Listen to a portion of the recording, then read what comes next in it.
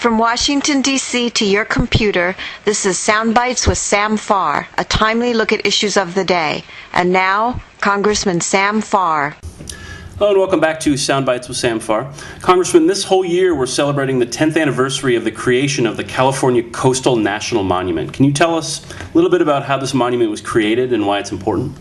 Well, I think it's a very important monument because everything to do with its creation. It was done by executive order. President Clinton, using the power of the executive office and presidency of the United States, has the authority in law to declare executive orders to upgrade lands from into wilderness status, which is the highest protection that Congress can give, and the United States government can give to lands, even higher than national parks, because national parks are for visitor centers and visitor accommodation, whereas wilderness is to keep people in the wilderness in its natural state.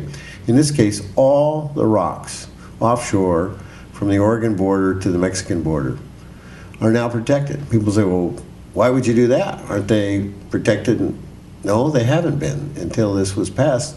In fact, the Bureau of Land Management can lease things as they do on land. They lease for cattle operations and timber operations and mining operations and water operations, as does the Forest Service. So essentially, even though it's in the public domain, you can lease them for private purposes, private contracting.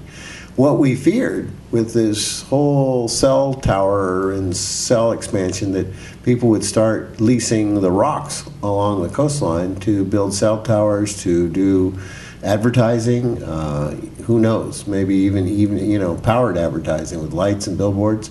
I mean, it's possible, and certainly in other countries people have done things like that with natural assets. So we wanted to protect that nobody in the future, no government, no party could take these natural boundaries of California and essentially protect them in wilderness status. And that was my bill, and President Clinton took the bill and essentially signed it into law. And this is the 10th anniversary of that law. And what you've seen is the ability to adopt these gateway communities that recognizes rocks. I mean, some big rocks all have names. Some of them have a lot of history. Actually, some of them we've lived on. Some of them obviously are Año Nuevo rocks, are a birthing place for elephant seals. So you can all have, some of them are famous for lighthouses and things like that. Shipwrecks. We've really done a great job in California, and particularly with this oil spill right now, you realize the importance of having preserved our shoreline with this kind of protection.